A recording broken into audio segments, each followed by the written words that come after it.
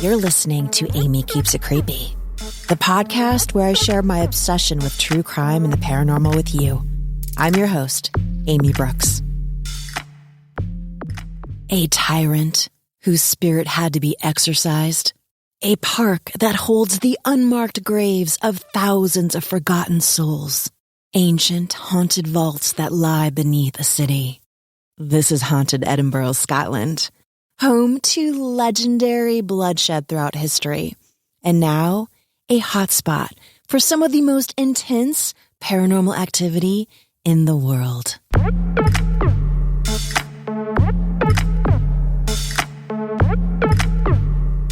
Hey, creepsters.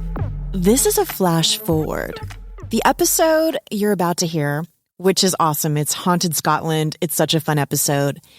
Something happened during the recording that I just wanted to share with you before you listen. We recorded an EVP. Now, for my listeners, you've heard the Red Onion Saloon interview that I did. It's one of our first episodes. It's incredible. One of my favorite episodes ever recorded. It's an interview with the museum curator at a haunted brothel in Alaska. So super cool episode. Definitely check it out. But we recorded strange voices during that interview. My guest was sitting in a bar in Alaska in the middle of nowhere by herself. And we recorded different people's voices. There was one voice who was giving her an affirmation in something she was saying. And then there was children talking and laughing. Now, my guest today got another affirmation. Listen to this. This is raw, unedited, untreated. You know, obviously, we recorded where the pits were driven place. You heard the yes? That wasn't me. That chick has an accent.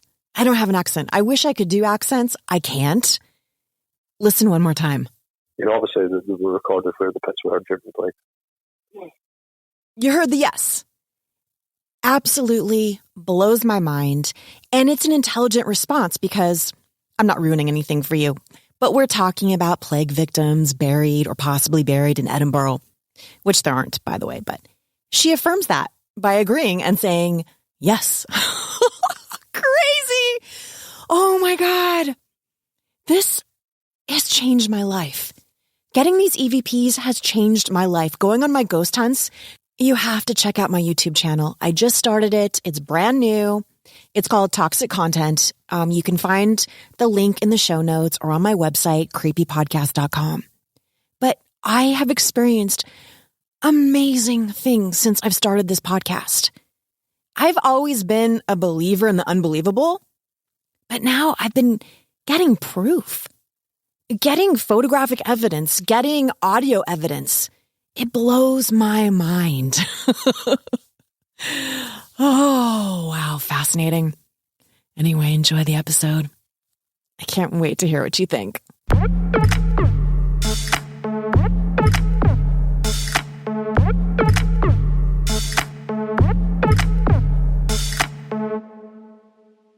Edinburgh's legendary underground city is thought to be one of the most active paranormal hotspots in Scotland.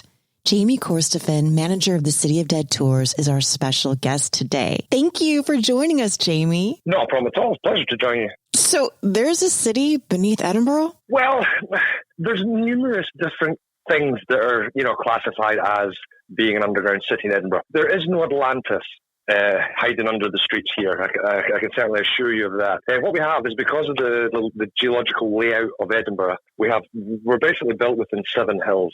And to gain access to these different heights, it's all bridged in different levels.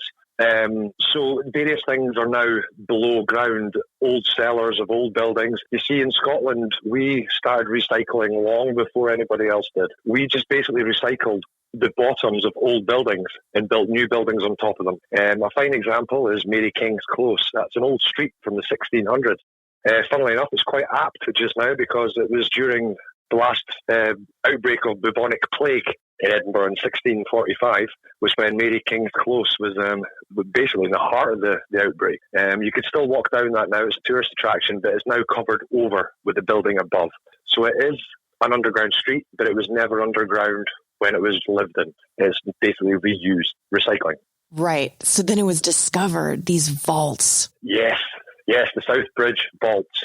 The South Bridge vaults were nicknamed the underground city purely because there was a population of people in extreme poverty in the early 1800s. They were forced to live there. There was nowhere else for them to go into these vaulted chambers beneath South Bridge.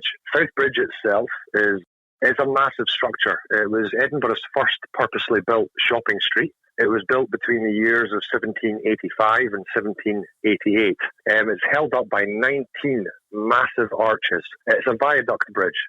The only one archway that you can see that crosses the Cowgate in Edinburgh. The other 18 arches are concealed behind tenement buildings on either side.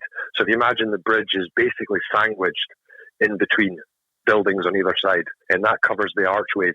The archways, they were floored up to 3 times, and corridors were ran in between the tenement buildings and the bridge. And these were going to be rented out to businesses up on South Bridge to use them as workshops or storage units, basically for the businesses to use. This extra money that they would charge in rent, this would go towards the upkeep of the bridge. It was a great idea. Unfortunately, though, we're Scottish, and we're renowned for not wanting to spend much money. So No, I'm Scottish as well. I have a Scottish grandmother. She just passed away. Exactly. She was tight. She was a tight one. Yeah, tell me. Honestly, socks for Christmas, that's all you're getting. I know. So, jaggy socks as well, the kind of wool that would stick into your skin, and it would leave a rash, but you had to wear them. Yeah. So these bridges, basically, we never waterproofed South Bridge when we built it. It was deemed too expensive. We never added an ingredient called puddling clay. Now, when puddling clay is mixed with limestone mortar, it basically forms a bond, and it basically builds a barrier against water, and we never done that. Although we wanted to use inside the bridge, we never thought to waterproof it, because it never rains in Edinburgh, does it, really?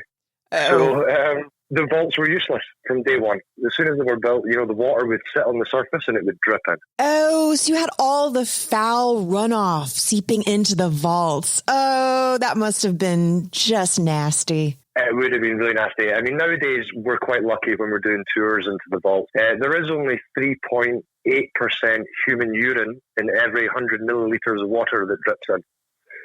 So, we're quite safe nowadays.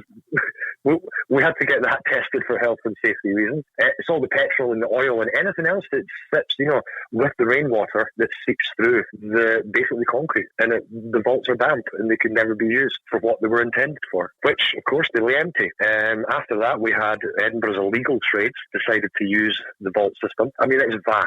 It's such a vast place underground. The bridge itself is over 1,078 feet in length, and the space on either side of the bridge, it is an underground labyrinth of tunnels and chambers that were at one time all connected up. And it was perfect for Edinburgh's underworld. And then it just became a den full of thieves and murderers and nasty figures, I'm sure. Oh, absolutely. And one of the ends of the bridge is right next to Surgeon Square, where, of course, during the resurrection period, it's where the bodies would be taken to the mortuary to receive money for the medical research, from the grave robbers and things like that. It was perfect for it. I mean, the main things happened in coming out of the 1820s, and that's when, the desolate and the poorest of the poor, the immigrants to Scotland, well, some of them were from Scotland, from the Highlands, and, of course, Irish, were coming across in their thousands. During the potato famine, right? Absolutely. And these people were innocent people that were forced to move. You also have to remember as well that these people did not speak English. It was Gaelic and Gaelic. So, we never, in Edinburgh, we didn't understand these people. We didn't know why they were coming to Edinburgh. When in truth, the fact was these people were forced out of their natural environment,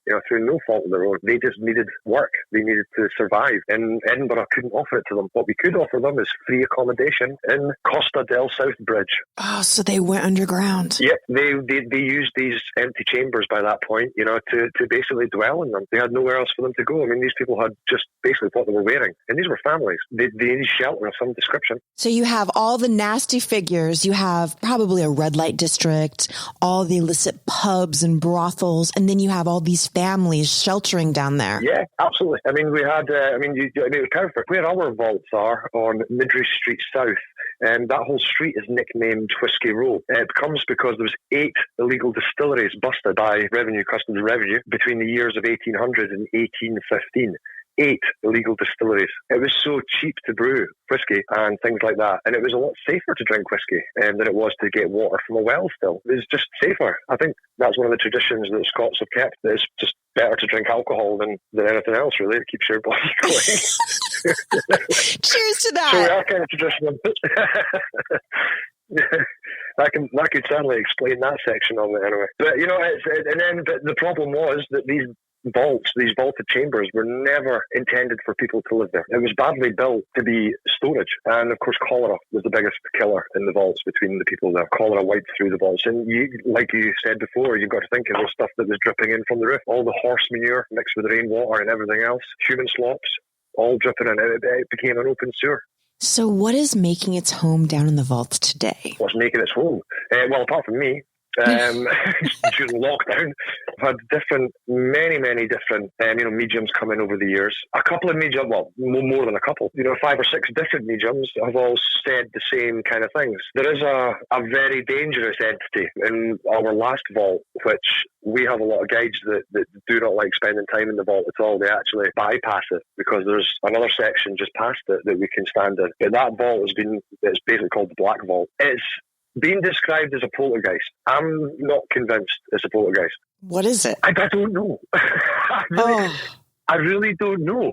It's got every trait as a poltergeist, but looking at poltergeist cases down the years, right back to the Bell Witch in Wisconsin in the USA in the 1880s with the Bell family, right up to even the poltergeist movie, even every single case from Borley Rectory to Enfield, they all had the same similar traits of poltergeist activity. It all starts off with scratches, noises behind the wall, and then it gets stronger and stronger. Objects move, things get thrown around, voices could appear. It's got all the same traits as that, but the only thing this thing doesn't have is an epicenter, a single person that it feeds off to get its strength to basically do these things through kinetic energy. And this doesn't have an epicenter, so that's the only thing it flaws on. So maybe it's not a poltergeist. Maybe it's just a bunch of angry ghosts down there scratching people and scaring people. Well, absolutely. Because we've had obviously the scratches. Scratches we get quite a lot. The other thing is quite common is a knockout, not a faint. People know they're going to faint. You get dizzy, you get warm, you're like, oh, I need to sit down, I don't feel right. A knockout is like a hypnotist has come up and just went, sleep. You're kidding. They just drop. Have you ever witnessed that? Someone just dropping? Yeah, well, absolutely. The guides, we're all first aid trained. We have to be, because it's not because a poltergeist can rip your face off. We've not had that yet. That'd be really good for business. But obviously, if somebody falls down, they can injure themselves on the wall, on the floor. So we have to be thorough. We've had many times we've had to phone ambulances, people who have cracked, hit their head on the floor or something like that when they went down. Even with the scratches, though, even if they draw blood, they're gone within 12 hours. The marks are completely gone. Really? It's very, very strange. I had a camera crew I was talking to once. We were standing outside, and the cameraman throughout filming, he was very, people believe what they want to believe, and he was like, I don't feel anything. We were standing outside discussing, the editing and what was going to happen, and suddenly these 3 scratches just appeared on his face. Out of nowhere. And we all saw there was about 3 other crew and myself were looking at them at the time when we were talking, and they just appeared right down his face. So for these psychologists to say these scratches are done by the people themselves without realizing, no, it's impossible. You saw it. Absolutely. And they're not human scratches. That's the thing. They're not human. They're like cat scratches. They welt up, like rays. Humans cannot scratch themselves perfectly, in 3 line, it's impossible. There's no way that these people can all do it to themselves without somebody noticing, or especially not that cameraman, because we saw it in front of our face. It appeared right in front of us. Jamie, is there something down there that isn't human? Indeed. I've nenever seen a ghost. I've seen certainly shadows, things moving around. And my experiences was one night I was overnight doing painting, because I maintain the vaults for the company as well. So I'm in overnight painting staircases and things. Wait a minute, are you there alone?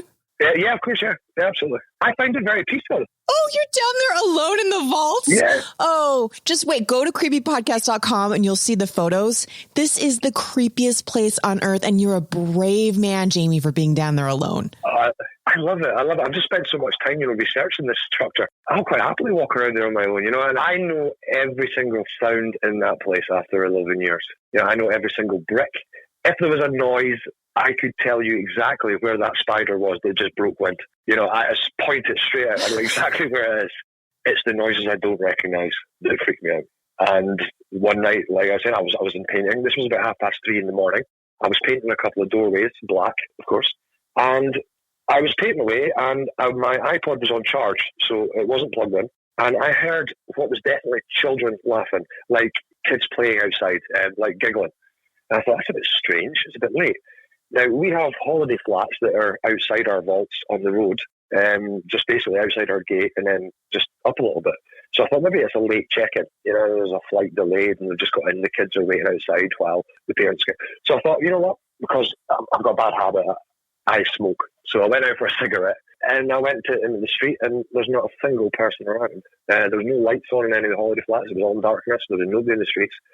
That was very disconcerting because I know what I heard, and it was definitely children laughing, giggling, playing.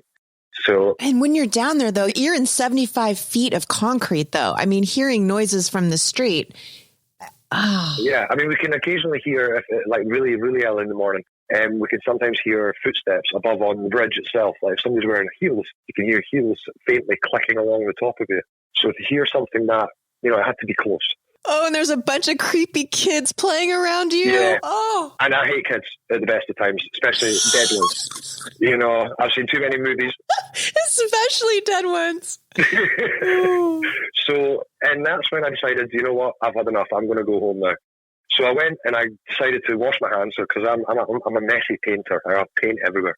And it was up my arms and things like that. So I was washing my arms off, and then that's when I noticed 2 circular scratches on my arm.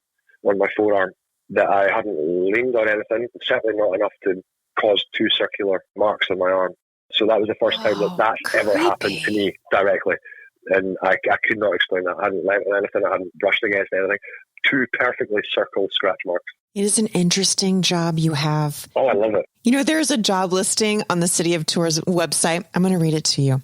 The job description for tour guides is as follows: smart, confident, funny and brave, able to think on your feet, unfazed by violent supernatural entities. Yeah. Wow. And the perks are you get to wear black and terrify people from across the world. That's awesome. Absolutely. We are definitely a great bunch. I mean, with guides here at Sight of the Dead, we're not scripted. Although the owner of the company, Jan Henderson, is an author, he allows us to basically research our stories ourselves, and basically we take the customers and we talk to them. And it's a much more personal experience because, we can't guarantee things are going to happen on the tour. There's certainly months go by where nothing happens. So, we love what we do. And we love talking about the places that we take you. And we are privileged enough to actually have this phenomenon that happens. And as long as it keeps attacking people, we'll keep doing tours because it's fun. Because it's fun. Good times. So I've heard of some of your experiences. What are some of the other experiences that maybe some of your coworkers have had? We're into thousands. I've always said that the guides need to sit down and we need to write a book together about the experiences we've had on our tours. We employ certain people at the end of the tour sometimes. Now, if nothing supernatural happens on the tour, what happens is we put a scare factor into the tour in the end. A lot of people do come on the tours, they expect something to happen. We can't obviously make it happen. So a lot of people, if nothing happens, they go away a bit deflated and a bit off. So what happens is if nothing supernatural happens, about 5 minutes before the end, we have a guy, his job title is called a jumper. Now, a jumper comes in and goes, bah! And basically, it gets all the tension down because it scares the living Jesus out of people. I'm sure. It does. Oh, they get that jump scare they're paid for, huh? Absolutely. So we need that in there if nothing happens. Obviously, if something supernatural does happen, the jumper can double up as a first aider. So if he's needed, so he can maintain if anything, but he does, get ripped apart by this poltergeist and they're in 4 different parts, he can go collect the legs or something like that. It's just so the guy can carry on. One of the momentous things that did happen to one of the jumpers, these guys had actually got a really dangerous job. If you think about it, people are on edge. Suddenly this guy in a mask jumps in front of you. What's your first reaction? I'm gonna kick them somewhere. Yeah, exactly. So we've had jumpers that have had hockey stick. I don't know why the person had a hockey stick on the tour, but the jumper got a hockey stick to the face. You run a hockey stick? Yeah, been knocked out cold. Not from people on the tours, because they just lose it. But certainly guide-wise, experiences, we witness obviously anything that happens on tour. When we're on the tour, from people, like I said, being knocked out cold, to the scratches, to... so far, I mean, we've been fortunate enough not to have any possessions. We've certainly had a lot of people, freaking out is such a vast, spectrum nowadays. Just it takes a freak out. But, people who really don't understand what's happened to them, and they can basically become a bit, not aggressive, but not themselves, and they can start really panicking and becoming, very, very strange. We've certainly had that because they don't understand what's happening. They can feel strange and they feel like pins and needles all over their body and they don't like it. So we have to be able to, take care of that as well. And yeah, that's when you break out your scotch and, here, just have a little sip. Just calm down. Oh, don't be silly. We don't share scotch. Oh, no. Come on now. We may use the bottle to knock them out, so they're not moaning anymore. But no. We look after our customers very well. But they're not getting our scotch. Yeah. But guides have witnessed it all too, we have had a couple of guides who everything goes fine and they think, oh, this is great, and they maybe start with us and, they're here for a few months and nothing happens and they think, oh God, this is just crazy. But then suddenly one night they're on a tour and suddenly it all kicks off. A lot of people really don't know how they're going to react until that happens. And when it does happen, we've had numerous guys who've started, they just don't come back because they just freak out. And it's like, well, what did you expect me to tell you? It's in the job description. I saw it. It's physically in the job. It is indeed, but I don't know if some people have just got a mentality block. They think, oh, it's not just made up. And it's like, but it's not. Even though I've never seen, I do know there's something there that's not human. And like I said, there is a lot of guys that won't use certain parts of the vault system, certain rooms, just because they just don't feel right in them. They just feel uneasy. Now, I have heard about a certain entity that's pretty famous down there. His name is Mr. Boots. Tell me about him. Mr. Boots has been recorded and is being spotted in his felt, basically in Blair Street Vault. Now, there's 3 sections of vaults available to tour companies that have been properly left alone and they're raw. We've got Blair Street Vaults, which is Mercat Tours. They run their tours into that section. We have Nidri Street Vaults. Now, that's Old Reekie Tours. And you have Nidri Street South Vaults, which is City of the Dead, which is us. But Mr. Boots is basically an entity who's been felt in Blair Street. He's been recorded down by Mercat Tours. But yeah, I believe, as far as I'm aware with it, the presence is felt and he just makes people feel uneasy. And you can hear the sudden footsteps sometimes, coming through the vaults. And the vaults echo. It could be if you're all standing in a group and suddenly you hear footsteps out of the darkness because it's pitch black. If you were to blow a candle out or turn the light out, you couldn't see your hand in front of your face. You are encased in 75 feet of concrete. So if there's footsteps coming towards you out of the darkness, it can make people feel a bit uneasy, of course. You think? Oh, man, I would be so scared, but I'm a scaredy cat. I am. So have you ever heard, I've heard some people say that they almost hear like a party down there, like a pub. Have you ever had that experience? Well, yeah, unfortunately, because of the layout of the bridge and the arches, there is unfortunately bars and music venues all around built into the vaults as well. We have Bannerman's on Nidri Street. You've got the Banshee Labyrinth up on Nidri Street. Now, these music venues obviously have bands playing. We're fortunate enough that we've got a private venue next to us called The Caves. Now, they don't have functions on all the time, but when they do have functions, the music, the noise, it seeps through the walls. Of course it does. I mean, there's occasions when we're doing tours and you've just got coming through from the band, and of course you can hear the talking and stuff if there's a wedding on and things like that. So anything that could be, put down to supernatural here and that, then I would certainly say it would be one of the many pubs around. You are going to get overspill noise, unfortunately. At least we're not as bad as Old Reekie. Old Reekie have the Banshee Labyrinth right above them, and they're a hard rock bar. So they've got death metal blasting through pretty much all the time, 7 nights a week. So it could be a bit, you've just got, you're trying to tell a story from 1800s and you've got, coming through with the fan. So yeah, I would not be surprised if somebody had heard a party before. But there is one time I was doing a tour, and right in the middle of it, we had a wedding next door, and the couple were actually musical fans, and we had Phantom of the Opera play, which was great. It was great timing. Oh, that's cool. So the Great Fire of Edinburgh in 1824 must have turned the vaults into a smoke-filled oven. Tell me about that. Well, yeah, absolutely. I mean, the vaults were so vast that we had the illegal trade still using sections of it. But there was never enough people in Edinburgh, breaking the law to fill the vaults. You still had some legitimate businesses using the vaults too. You would have people like smelters and, blacksmiths, tanners, places like that who really didn't care for pristine working conditions. And they had furnaces and things like that would take care of any dampness. So, when the people moved in, they were quite crammed together. They did have a sense of community because they could understand each other. As well, Gaelic and Gaelic is very, very similar, so they could communicate with each other, whereas outside on the street, it was Scots they spoke, and at that point, the Cowgate had become a derelict slum anyway. So, it was probably safer for them to be in the vault system and look after each other. Nobody was better than anybody else. They were all in the same situation. Having been witness to so much death, murder, and hardship, it's no big surprise that the spirits of those who lived out their difficult lives in the vault are still very much a part of it there.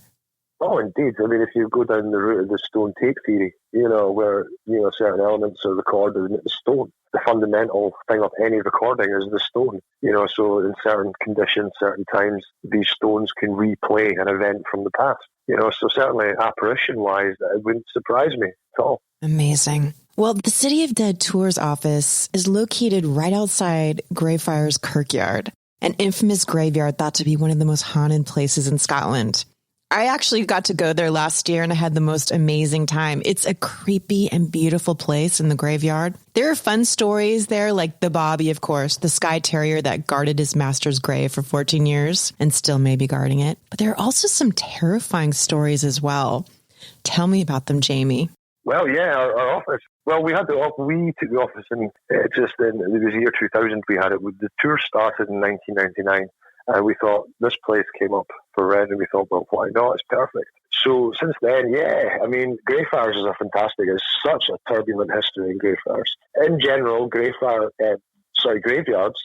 don't tend to be haunted. Of course, most people have already passed by the time they get here. I've never found that fascination with graveyards being haunted as a thing until obviously working in Greyfriars. It's such a turbulent history. I mean, the Covenant was signed here, the National Covenant was signed here. We had the persecution of the Covenanters by George Mackenzie, who is buried within Greyfriars. He died in 1691. And it was said that there was a curse put on his body. His soul would never rest as long as he was buried within Greyfriars, because obviously of the 1,200 Covenanters he kept in what is now known as the Covenanters prison within Greyfriars Graveyard. It was the West burial yard. It was going to be used as a burial yard, but at this point it was empty. It was the size of about a football field, just open grassland. It was added on to the graveyard for space. So 1,200 Covenanters were kept within the walls of that section. No roof, no clothing, no shelter. And they were left there until they repented and went to follow the king.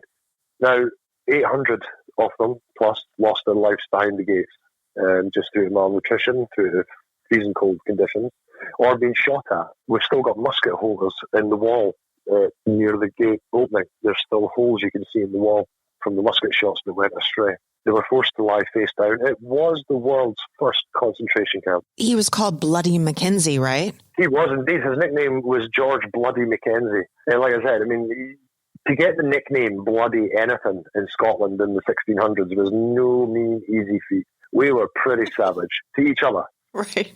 We were, absolutely. We were crazy. And we weren't fighting somebody else, we were fighting each other. Anything. So this man, I mean, I've been asked many times, do you think George Mackenzie was a bad person? You know what? No, I don't think he was. I think he spent his entire life learning law. He got to the position, one under the king. He was king's advocate. He made the laws in Scotland. He didn't work his entire life to get to where he was, to basically turn around to King Charles and say, you know what?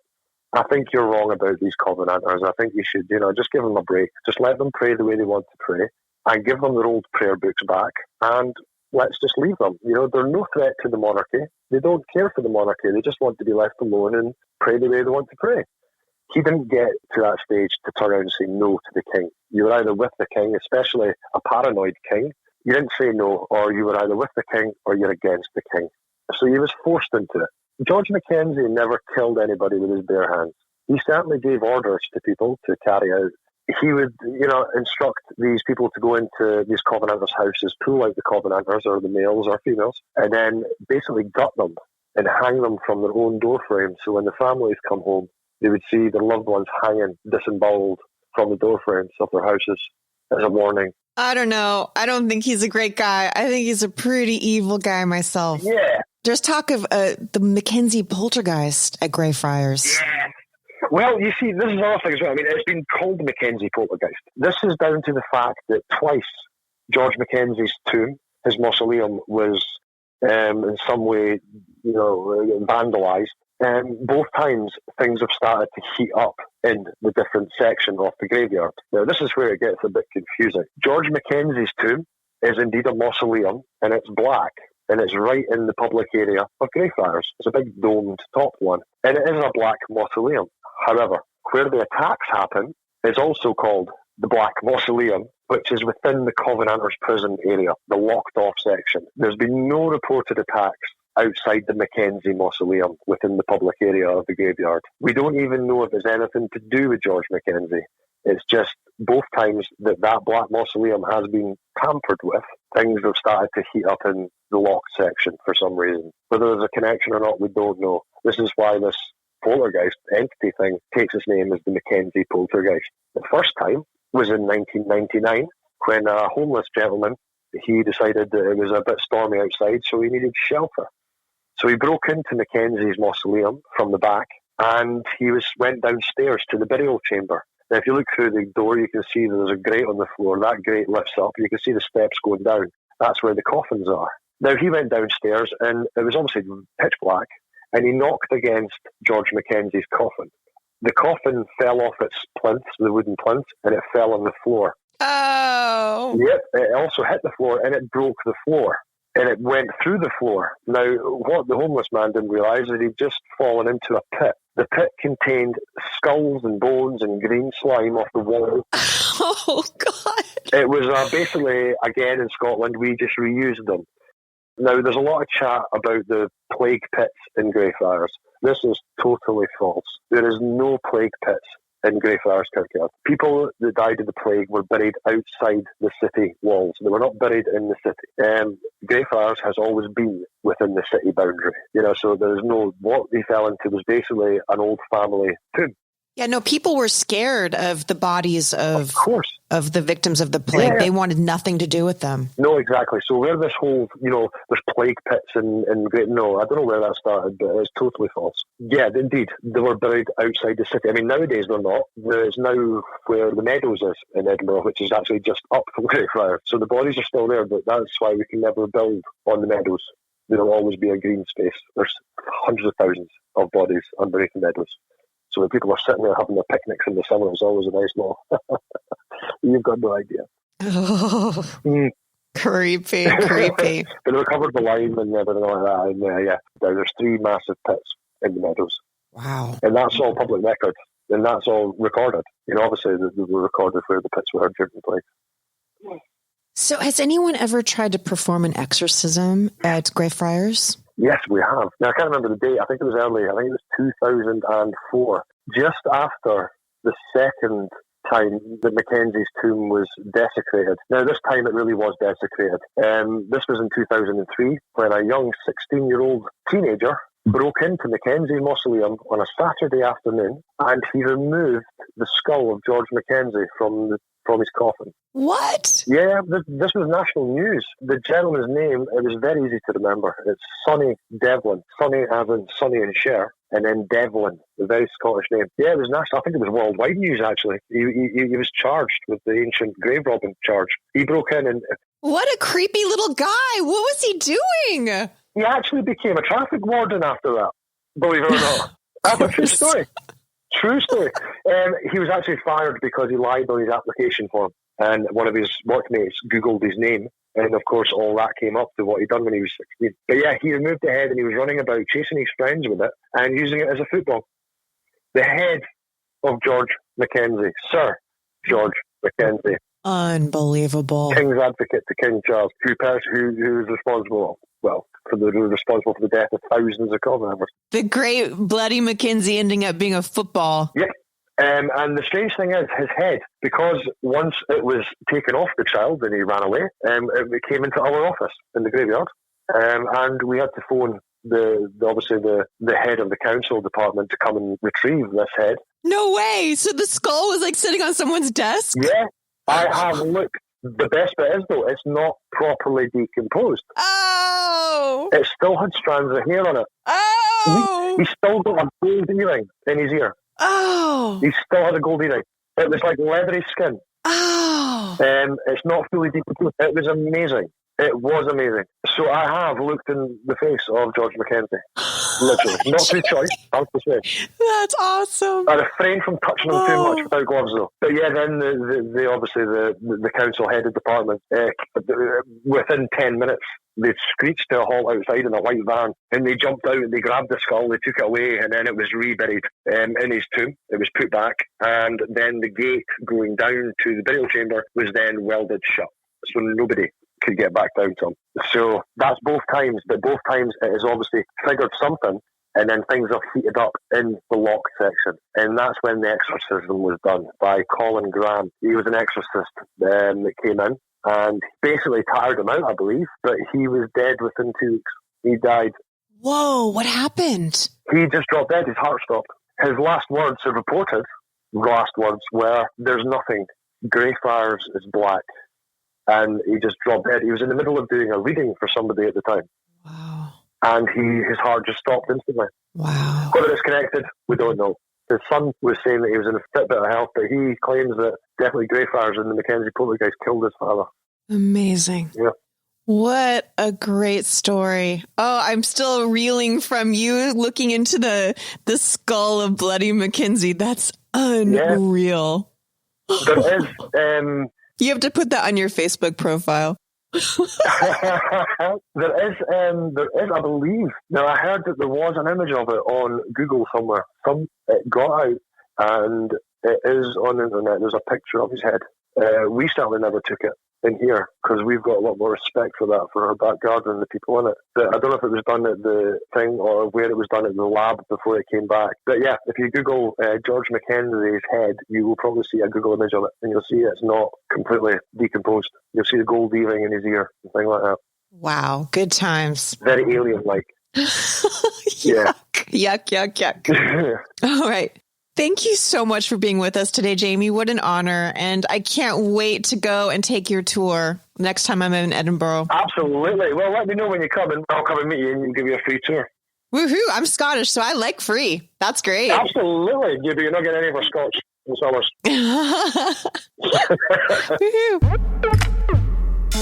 Do you have a creepy true crime or paranormal story that you would like to share on Aimee Keeps It Creepy? I know you do. Please email a brief description of your story to info@creepypodcast.com. I can't wait to get creeped out. Thank you for listening.